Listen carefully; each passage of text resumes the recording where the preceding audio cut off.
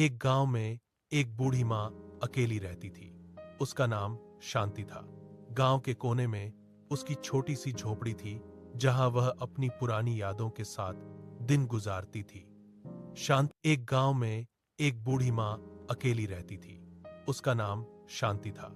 गांव के कोने में उसकी छोटी सी झोपड़ी थी, जहां वह अपनी पुरानी यादों के साथ दिन गुजारती थी। शांति माँ के 3 बेटे थे, जो शहर जाकर बस गए थे।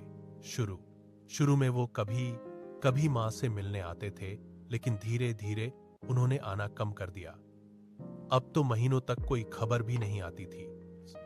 बूढ़ी माँ हर रोज सुबह उठकर अपने छोटे से आंगन में बैठती, आस पास के पेड़ पौधों से बात करती और सोचती, काश मेरे बेटे एक बार मिलने आ जाते। गांव वाले कभी कभी उसके लिए खाना या जरूरी सामान ले आते, क्योंकि सब उससे बहुत प्यार करते थे। एक दिन गांव में तेज बारिश हुई। शांति माँ की झोपड़ी से पानी टपकने लगा। वह एक कोने में बैठकर भगवान से प्रार्थना करने लगी।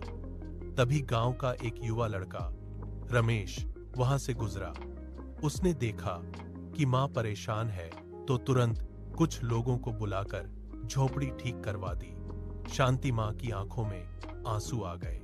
उसने रमेश का हाथ पकड़कर कहा, बेटा, तुमने आज मुझे अपने बेटे की कमी महसूस नहीं होने दी। यह बात धीरे धीरे उसके असली बेटों तक पहुंची। उन्हें अपनी गलती का एहसास हुआ। कुछ दिन बाद तीनों बेटे गांव लौट आए। उन्होंने माँ से माफी मांगी और उसे अपने साथ शहर ले जाने लगे। लेकिन शांति माँ मुस्कुराकर बोली, मुझे यहीं रहने दो, यह गांव ही मेरा घर है। बस तुम लोग कभी कभी मिलने आ जाया करो। उस दिन के बाद उसके बेटे अक्सर उससे मिलने आने लगे।